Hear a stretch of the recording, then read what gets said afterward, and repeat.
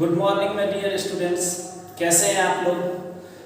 उम्मीद है कि आप लोग बहुत ही अच्छे से होंगे और पॉलिटी का फर्स्ट लेक्चर देख के आप लोग को बहुत ही मज़ा आया होगा, बहुत ही अच्छे से आप लोग को समझ में आया होगा। तो मैं अभी पॉलिटी का पूरा सीरीज लेकर आ रहा हूँ। तो आज मैं पॉलिटी का दूसरा लेक्चर लेके आ गया हूँ। एक बार मैं फिर से आपको याद दिला देता हूँ कि कल हम लोग क्या सब पढ़े थे। कल हम लोग 1773 के रेगुलेटिंग एक्ट से लेकर 1858 के भारत परिषद अधिनियम तक की कहानी को देखे थे, जिसमें से 2-3 बातें काफी महत्वपूर्ण हैं, उसको आपको ध्यान रखना है। जैसे 1773 के रेगुलेटिंग एक्ट के माध्यम से बंगाल के गवर्नर का नाम बदलकर बंगाल का गवर्नर जनरल कर दिया गया और ऐसा प्रथम गवर्नर जनरल वारेन हेस्टिंग्स थे। याद रखना है, ये एग्जाम में काफी रिपीटेड क्वेश्चन है।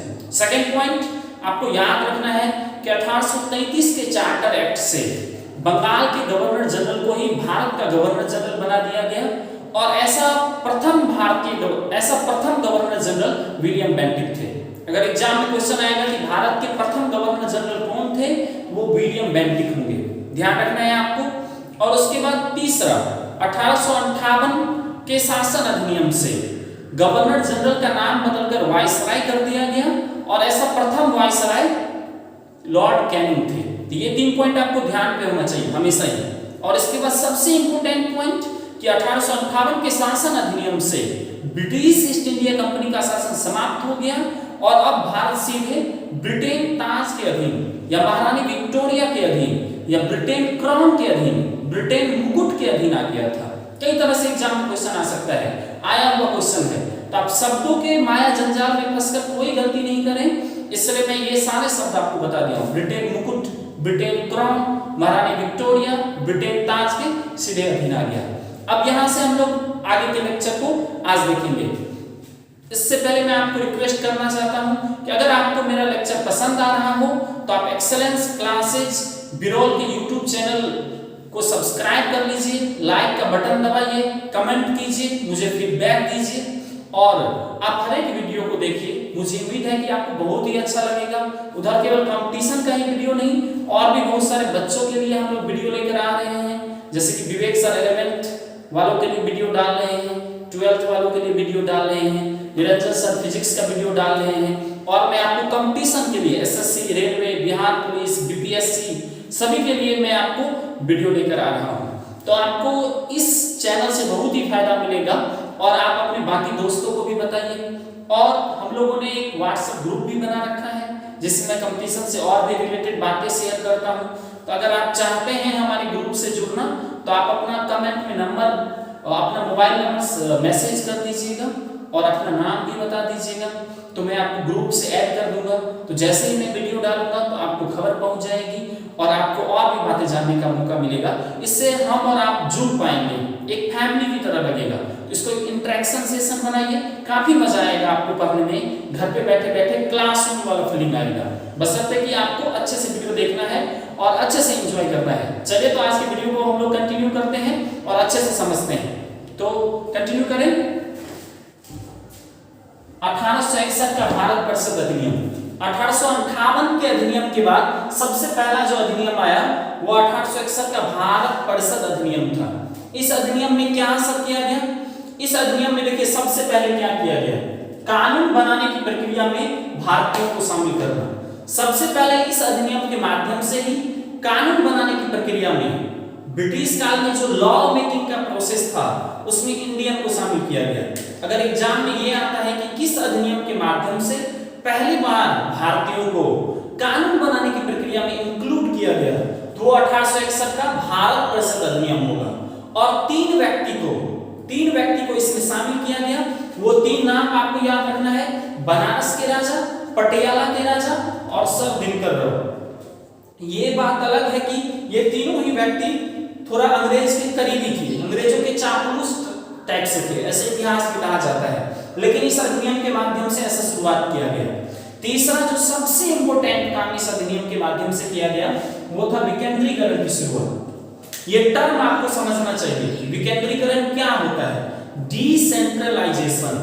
विकेंद्रीकरण का मतलब होता है शक्ति को एक जगह से उठाकर विभिन्न जगहों पर बांट देना, और केंद्रीकरण का मतलब होता है केंद्रित कर देना। जैसे अभी वर्तमान सरकार विकेंद्रीकरण के सिद्धांत पे काम कर रही है। जैसे कुछ पावर केंद्र सरकार को है, फिर राज्य सरकार को है, फिर स्थानीय सरकार को है। तो इसका मतलब हुआ डिसेंट्रलाइजेशन। और सेंट्रलाइजेशन का मतलब हुआ कि सभी जगह शक्ति को उठाकर एक जगह केंद्रित कर देना। जैसे हम लोग दैनिक जीवन के उदाहरण से समझते हैं। जैसे आपके घर में यदि सारी शक्ति आपके पापा के हाथ में हो, जैसे किचन रूम में क्या खाना बनेगा, फीस कितना देना है, किसको क्या ड्रेस पहनना है, अगर आपके घर में सारे डिसीजन आपके पापा ही लेते हैं तो ये हुआ सेंट्रलाइज्ड पावर, केंद्रीकरण। लेकिन अगर इसी शक्ति को बांट दिया जाए, जैसे किचन रूम से संबंधित मामला मम्मी देखेगी, जैसे आप क्या सब्जेक्ट चूज करेंगे या आप देखेंगे, फिर बच्चों के परवरिश से संबंधित, बच्चों के संस्कार से संबंधित निर्णय दादाजी लेंगे। तो ये डिसेंट्रलाइज्ड हो गया। विकेंद्रीकरण होने से तानाशाह बनने की खतरा कम होता है और सभी लोग अपने शक्ति को एंजॉय कर पाते हैं। तो विकेंद्रीकरण की शुरुआत इस एक्ट से किया गया, जबकि 1773 के रेगुलेटिंग एक्ट से केंद्रीकरण की शुरुआत किया गया था। तो वो जो 1773 के रेगुलेटिंग एक्ट से सेंट्रलाइज्ड सिस्टम का शुरुआत किया गया था, उसे इस अधिनियम के माध्यम से पलट दिया गया। अगला अधिनियम 1892 का भारत परिषद अधिनियम। इस अधिनियम के माध्यम से 1861 के ही प्रावधान को और विस्तृत किया गया। जैसे 1861 के अधिनियम में भारतीयों को कानून बनाने की प्रक्रिया में शामिल करने की शुरुआत हुई थी, लेकिन 1892 से इसके संख्या में वृद्धि किया गया। जैसे कि देखिए मैंने लिख भी दिया है, परिषद में गैर सरकारी सदस्यों की संख्या में वृद्धि, गैर सरकारी सदस्यों की संख्या में वृद्धि किया गया और भारतीयों को कुछ अधिकार दिया गया। 1861 के बाद शामिल किया गया था कानून बनाने की प्रक्रिया में, लेकिन इसमें 2 अधिकार दिया गया। जैसे बजट पर बहस करने का अधिकार। अब जो बजट पेश होता था परिषद में, उस पर भारतीय बहस कर सकते थे, और प्रश्न पूछने का अधिकार। तो आपको एग्जाम में आ सकता है कि किस अधिनियम के माध्यम से भारतीयों को बजट पर बहस करने का अधिकार दिया गया। वो होगा 1892 का भारत परिषद अधिनियम, और प्रश्न पूछने का भी अधिकार दिया गया। लेकिन आपको ध्यान रखना है मेरे प्रिय बंधु, आपको ये ध्यान रखना है कि केवल बजट पे बहस किया जा सकता था, प्रश्न पूछा जा सकता था, लेकिन परिवर्तन लाने का कोई भी अधिकार भारतीयों को नहीं दिया गया था। ये आपको ध्यान रखना है, क्योंकि एग्जाम में ऐसे क्वेश्चन आएगा कि 1892 के भारत परिषद अधिनियम से भारतीय परिवर्तन ला सकते थे। क्या ये कथन सत्य है? तो सत्य नहीं है। आप शब्दों के माया जंजाल में फंसकर कोई भी गलती नहीं करें, इसलिए इतना स्पष्ट रूप से मैं आपको बता रहा हूं। तो आपको समझ में आ गया होगा। चलिए तो आगे देखते हैं। अब आपके लिए सबसे इंपोर्टेंट अधिनियम है ये 1909 का भारत परिषद अधिनियम। एग्जाम में इस अधिनियम से अभी तक कई बार प्रश्न आ चुका है। सबसे पहला प्रश्न जो इस अधिनियम से आएगा वो ये है कि मार्ले मिंटो सुधार किस अधिनियम को कहा जाता है। तो आपको ध्यान रखना है कि 1909 के भारत शासन अधिनियम या भारत परिषद अधिनियम का ही दूसरा लोकप्रिय नाम मार्ले मिंटो सुधार है। ये एग्जाम में कई बार रिपीटेड क्वेश्चन है। इसका नाम मार्ले मिंटो क्यों है, इसमें भी रहस्य है। उसमें में मार्ले जो थे वो सचिव थे और मिंटो भारत के वायसराय थे। ध्यान दीजिए आप, मैंने आपको बताया था 1858 के भारत शासन अधिनियम के माध्यम से एक नए पोस्ट का निर्माण किया गया था, और वो नया पोस्ट क्या था? भारत का राज्य सचिव। वही राज्य सचिव यहाँ मार्ले हैं और मिंटो भारत के वायसराय थे। उन्हीं के नाम पे इसे मार्ले मिंटो सुधार कहा जाता है। इस अधिनियम के माध्यम से कई सारा चेंजिंग लाया गया, लेकिन जो चेंजिंग आपके एग्जाम के लिए सबसे ज्यादा इंपॉर्टेंट है वो मैं इसमें इंक्लूड किया हूं। जैसे मुस्लिमों को पृथक चुनाव का अधिकार, इसी अधिनियम के माध्यम से मुस्लिम वर्ग को पृथक चुनाव का अधिकार दिया गया। अब देखिए यहां जो टर्म पृथक चुनाव है इसे समझना बहुत ही इंपॉर्टेंट है, क्योंकि बहुत सारे स्टूडेंट पृथक चुनाव को रिजर्वेशन से जोड़ देते हैं। उन्हें ऐसा लगता है कि मुस्लिम को आरक्षण दिया गया। नहीं, ऐसा नहीं है। पृथक चुनाव और रिजर्वेशन में बहुत ज्यादा फर्क है। पृथक चुनाव का मतलब होता है कि इस अधिनियम के माध्यम से मुस्लिमों को ऐसा अधिकार दिया गया कि उस क्षेत्र में मुस्लिम ही खड़े होंगे और उसको वोट भी केवल मुस्लिम ही करेंगे। लेकिन रिजर्वेशन का ऐसा मतलब नहीं होता है। आरक्षण का मतलब होता है कि किसी खास क्षेत्र में यदि उस खास जाति के लिए अगर वो सीट आरक्षित है तो वही व्यक्ति खड़ा होगा, लेकिन उसे मतदान करने के लिए सभी वर्ग के लोग जाएंगे। जैसे मान के चलिए आपके इलाका में दलित व्यक्ति के लिए कोई सीट आरक्षित है, तो चुनाव में खड़ा तो केवल दलित हो सकता है, लेकिन उसे वोट डालने सभी जाएंगे। सामान्य जाति का लोग भी जाएगा, अगर आप पिछड़ा, दलित, महादलित, मुस्लिम, हिंदू सभी जाएगा। लेकिन इस अधिनियम में क्या था, अब उस सीट से मुस्लिम ही खड़ा होगा और उसे मतदान भी केवल मुस्लिम ही करेगा। ये अंग्रेजों का फूट डालो और राज करो की नीति थी। इस अधिनियम के माध्यम से भारत में सांप्रदायिकता का शुरुआत हुआ, धर्म के आधार पर बांटने की नीति, और मुस्लिमों को हिंदुओं से अलग करने की ये नीति थी। और इसके माध्यम से मुस्लिमों को ये एहसास दिलाया गया कि आप हिंदुओं से अलग हैं, आपका हित अलग है।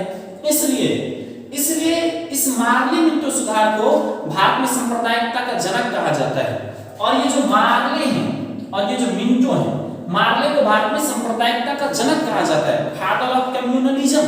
अगर ऐसा एग्जाम में आ जाएगा कि भारत में सांप्रदायिकता का जनक किसे कहा जाता है, तो मिंटो को, वायसराय मिंटो को। और किस एक्ट को भारत में सांप्रदायिक निर्वाचन का जनक, कम्युनल इलेक्शन का जनक कहा जाता है, वो 1909 का भारत शासन या भारत परिषद अधिनियम होगा। अगला एक्ट देखिए 1919 का भारत शासन अधिनियम। ये एक्ट भी आपके लिए सबसे इंपोर्टेंट है। इसमें भी जो सबसे इंपोर्टेंट क्वेश्चन आएगा वो ये है, जो इसका लोकप्रिय नाम है, मॉन्टेग्यू चेम्सफोर्ड सुधार। इसका लोकप्रिय नाम मॉन्टेग्यू चेम्सफोर्ड सुधार है। एग्जाम में ऐसे क्वेश्चन आएगा कि मॉन्टेग्यू चेम्सफोर्ड सुधार किसे कहा जाता है, तो 1919 के भारत शासन अधिनियम को। उसी तरह मॉन्टेग्यू इसमें भारत के सचिव थे और चेम्सफोर्ड भारत के वायसराय थे। तो फर्स्ट पॉइंट आपको ये ध्यान रखना है। सेकेंड पॉइंट, केंद्रीय और प्रांतीय स्तर पर सरकार। इसके माध्यम से पहली बार दो तरह की सरकार की व्यवस्था की गई, केंद्रीय स्तर पर केंद्रीय सरकार और राज्य स्तर पर राज्य सरकार, मतलब दो स्तर पर सरकार की व्यवस्था की गई। और तीसरा जो सबसे इंपोर्टेंट है, प्रांतों में द्वैध सरकार। इस एक्ट के माध्यम से स्टेट में, प्रांतों में द्वैध सरकार की स्थापना किया गया, जिसके लिए अंग्रेजी में एक बहुत ही अच्छा शब्द है, डायरकी सिस्टम। डायरकी का मतलब होता है दो स्तर पे सरकार। अब प्रांतों में द्वैध सरकार का मतलब इसे दो विषय में बांट दिया गया। प्रांतों में जो सब्जेक्ट लिस्ट था उसे आरक्षित विषय और हस्तांतरित विषय। आपको ध्यान रखना है, द्वैध सरकार का मतलब केंद्र स्तर पर, प्रांत स्तर पर सरकार नहीं, वो तो किया ही गया। लेकिन द्वैध सरकार का मतलब है प्रांतों में पूरे विषय को दो सूची में बांट दिया गया, आरक्षित विषय में और हस्तांतरित विषय में। और तीसरा द्विसदनीय व्यवस्था, बाइकैमरलिज्म। आज के समय में जो आप देखते हैं लोकसभा और राज्यसभा, आज के समय में भी हमारे देश में दो सदन होता है, एक लोकसभा होता है जिसे निम्न सदन कहते हैं, और एक राज्यसभा होता है जिसे उच्च सदन कहते हैं। तो ये दो सदनीय व्यवस्था की शुरुआत पहली बार हमारे देश में 1919 के भारत शासन अधिनियम से ही किया गया। और उसके बाद लोक सेवा आयोग का गठन। मैंने आपको बताया था, पर याद कीजिए फिर से, सबसे पहली बार लोक सेवकों के लिए सिविल सेवा में खुली भर्ती परीक्षा के लिए शुरुआत करने का कोशिश 1833 के चार्टर एक्ट से किया गया था, लेकिन वो प्रयास असफल हो गया था। और पहली बार ओपन कंपटीशन की शुरुआत 1853 के चार्टर एक्ट से हुआ। और इस एक्ट के माध्यम से 1919 के भारत शासन अधिनियम के माध्यम से लोक सेवकों के लिए एक आयोग के गठन का प्रस्ताव लाया गया। लेकिन ये आयोग बना कब? 1926 में। अगर एग्जाम में ऐसा आएगा कि लोक सेवा आयोग के गठन का प्रस्ताव किस अधिनियम के माध्यम से लाया गया या कब लाया गया, तो 1919 होगा। लेकिन अगर ऐसा एग्जाम में प्रश्न आता है कि लोक सेवा आयोग का गठन कब किया गया, तो 1926 आएगा। तो आपको प्रश्न को अच्छी तरह से पढ़ना है, फिर ही उसका रिप्लाई करना है, फिर ही उसका जवाब देना है। और उसके बाद नेक्स्ट पॉइंट, पृथक चुनाव का विस्तार। पृथक चुनाव की शुरुआत 1909 के भारत परिषद अधिनियम से हो गया था। जैसे मुस्लिमों को पृथक चुनाव का अधिकार दिया गया था, इसमें और उसको विस्तृत कर दिया गया। जैसे सिखों को पृथक चुनाव का अधिकार दे दिया गया, भारतीय ईसाई को पृथक चुनाव का अधिकार दे दिया गया, उसको और विस्तारित कर दिया गया और भारत को और ही सांप्रदायिक बना दिया गया। तो मुझे उम्मीद है आप समझ गए होंगे 1861 से लेकर 1919 के भारत शासन अधिनियम तक। अब इससे आगे हम लोग देखेंगे। चलिए, हम लोग 1919 के भारत शासन अधिनियम तक देख लिए हैं। अब उससे आगे कंटिन्यू करते हैं। सबसे इंपोर्टेंट, अगर आप मुझसे पूछिए कि 1773 से लेकर 1947 तक के अधिनियम में एक्ट में सबसे इंपोर्टेंट एक्ट एग्जाम के लिए कौन सा है, तो मैं आपको कहूंगा 1935 का भारत शासन अधिनियम। अभी तक एग्जाम में सबसे अधिक क्वेश्चन इससे पूछे गए हैं। आगे भी मैं इस एक्ट की चर्चा करूंगा, तो यहाँ मैं कुछ इसके प्रावधानों को छोड़ दिया हूँ क्योंकि आगे डिटेल से पढ़ाऊंगा। सबसे पहला पॉइंट जो आपको इस एक्ट में याद रखना है, अगर कभी एग्जाम में क्वेश्चन आएगा कि भारतीय संविधान में सबसे अधिक हिस्सा कहाँ से लिया गया है, ऑप्शन दे देगा ब्रिटेन, अमेरिका, आयरलैंड और एक ऑप्शन देगा 1935 का भारत शासन अधिनियम। तो आपको याद रखना है आंसर होगा भारत का 1935 का भारत शासन अधिनियम, क्योंकि भारतीय संविधान का 2/3 हिस्सा मतलब संविधान का करीब 2/3 70% से अधिक हिस्सा 1935 के अधिनियम से ही लिया गया है। बहुत लोगों को ऐसा लगता है, बहुत लोग ऐसा आंसर टिक कर देते हैं ब्रिटेन, क्योंकि ऐसा लगता है ब्रिटेन हमारे देश पे राज कर रहा था तो अधिकांश हिस्सा ब्रिटेन से लिया गया होगा, वहां से भी लिया गया है, जैसे संसदीय व्यवस्था लिया गया है। आगे इस चैप्टर को हम लोग देखेंगे, लेकिन सबसे अधिक हिस्सा 1935 के अधिनियम से लिया गया है। जैसे क्या सब लिया गया है वो आगे भी हम लोग पढ़ेंगे, और अभी ये देख लेते हैं कि इस अधिनियम के माध्यम से क्या सब सुधार किया गया। सबसे पहला अखिल भारतीय संघ की स्थापना। इस अधिनियम के माध्यम से ये प्रावधान लाया गया कि एक अखिल भारतीय संघ की स्थापना किया जाए, लेकिन ये अवधारणा साकार नहीं हुई क्योंकि इस संघ में देशी रियासतों ने हिस्सा लेने से मना कर दिया, तो ये सपना साकार नहीं हो सका। अगर एग्जाम में ऐसे प्रश्न आएगा कि किस अधिनियम के माध्यम से अखिल भारतीय संघ की स्थापना करने का प्रावधान लाया गया, तो वो 1935 का अधिनियम होगा। लेकिन कभी अगर ऐसा आ जाएगा कि क्या इस अधिनियम से अखिल भारतीय संघ की स्थापना हो पाई, तो नहीं हुआ, क्योंकि देशी रियासतों ने हिस्सा नहीं लिया, उन्होंने हिस्सा लेने से मना कर दिया। सेकेंड पॉइंट, प्रांतों में द्वैध शासन को समाप्त कर दिया गया। अभी मैंने आपको इससे पिछले एक्ट में पढ़ाया था, 1919 के अधिनियम के माध्यम से स्टेट में प्रांतों में द्वैध शासन लाया गया था, डायरकी सिस्टम लाया गया था, जिसका मतलब होता है विषय सूची को 2 भाग में बांट देना, हस्तांतरित विषय सूची और आरक्षित विषय सूची। लेकिन 1935 के एक्ट के माध्यम से प्रांतों में डायरकी सिस्टम को, द्वैध शासन व्यवस्था को समाप्त कर दिया गया और प्रांतों को स्वायत्तता दे दिया गया। स्वायत्तता आपको एक बार फिर से याद दिलाता हूं, मैंने आपको बताया था कि 1861 के एक्ट से विकेंद्रीकरण की जिस प्रक्रिया की शुरुआत हुई थी 1935 में आके पूरी तरह से सफल हुई और प्रांतों को स्वायत्तता दे दिया गया। ऑटोनॉमी कहने का मतलब प्रांत अब अपने स्तर पर निर्णय ले सकते थे कि उन्हें अपने क्षेत्र में क्या सब करना है, स्वायत्तता का यही मतलब होता है। तो आपको ध्यान रखना है प्रांतों को स्वायत्तता दे दिया गया। और 1937 में प्रांतों में चुनाव भी करवाया गया था, जिसमें बहुत सारे कांग्रेसी ने बहुत सारे राज्यों से बहुत बड़ी जीत हासिल की थी। और 1939 में फिर ये प्रांतों की स्वायत्तता समाप्त हो गई, क्योंकि जब द्वितीय विश्व युद्ध शुरू हो गया तो बहुत सारे कांग्रेस मंत्रियों ने इस्तीफा दे दिया था। तीसरा पॉइंट, संघीय न्यायालय की स्थापना। ये संघीय न्यायालय ही आज की डेट में सुप्रीम कोर्ट है, जिसे हम सुप्रीम कोर्ट के नाम से जानते हैं। वो 1935 के एक्ट में लाया गया और उसका नाम कभी फेडरल कोर्ट था 1935 के अधिनियम से। आपको याद रखना है 1774, मैंने आपको बताया था, ध्यान दीजिए, 1773 के रेगुलेटिंग एक्ट के माध्यम से 1774 में कलकत्ता में सुप्रीम कोर्ट की स्थापना की गई थी। आज का जो सुप्रीम कोर्ट है वो कलकत्ता वाला सुप्रीम कोर्ट नहीं है, वो ये संघीय न्यायालय वाला है। 1935 के एक्ट से जिस संघीय न्यायालय की स्थापना की गई उसी का नाम बदलकर आज के डेट में सुप्रीम कोर्ट कर दिया गया है। फिर विषय सूची, 3 तरह की विषय सूची का प्रावधान किया गया। आज के समय में भी यही है, एक संघ सूची, एक राज्य सूची और फिर समवर्ती सूची। आज भी ऐसा ही सिस्टम है, आज भी 3 ही विषय सूची है, एक संघ सूची, एक राज्य सूची, एक समवर्ती सूची। संघ सूची वो था जिस पर केंद्र सरकार कानून बना सकता था, इसे सेंट्रल लिस्ट भी कहते हैं, केंद्रीय सूची। राज्य सूची वो था जिस पर राज्य सरकार कानून बना सकता था, और समवर्ती सूची वो था जिस पर केंद्र सरकार और राज्य सरकार दोनों ही कानून बना सकते थे। विवाद होने की स्थिति में केंद्र सरकार की बातें मान्य होती है। आज भी ऐसा ही प्रावधान है। एक और विषय सूची था अवशिष्ट सूची, जो आज के समय में भी है। जैसे आज के समय में अवशिष्ट सूची में जो भी होता है वो केंद्र सरकार के हिस्से में आता है। जो इस तीनों विषय सूची में शामिल नहीं है वो अवशिष्ट सूची में होता है। लेकिन उस समय में जो अवशिष्ट सूची में शामिल था उस पे वायसराय को अधिकार दिया गया था। तो आपको ध्यान रखना है, ये विषय सूची के बंटवारे का प्रावधान कब लाया गया? 1935 के भारत लाया गया। अगला है भारतीय रिजर्व बैंक की स्थापना।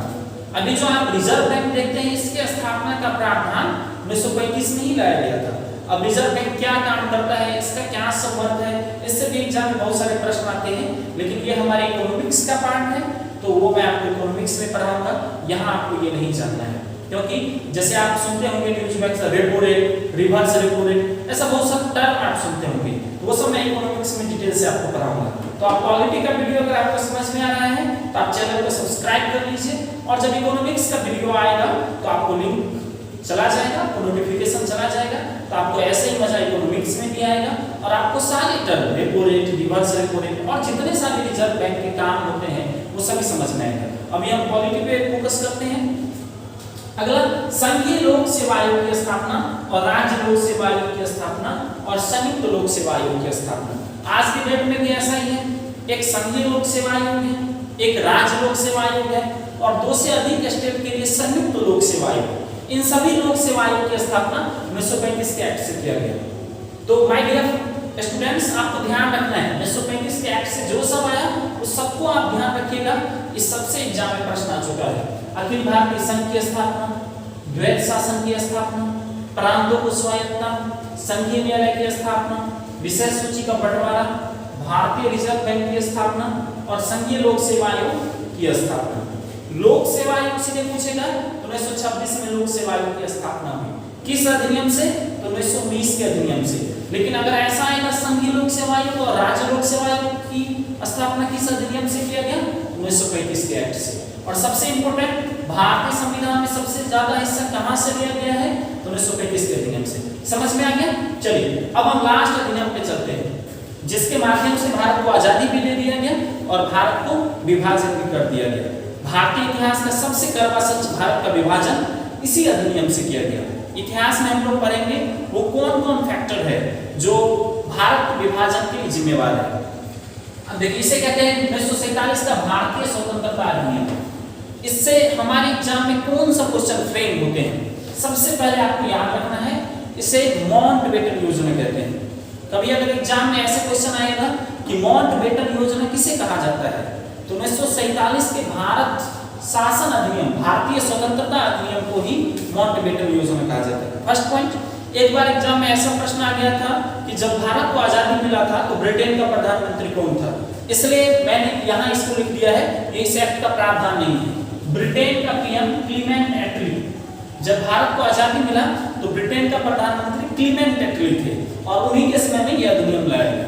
अगर ऐसा पूछा जाएगा कि भारत के किस गवर्नर जनरल के समय में भारत को स्वतंत्रता मिली, तो लॉर्ड माउंटबेटन, यह अधिनियम लाया गया तो लॉर्ड माउंटबेटन या माउंटबेटन योजना।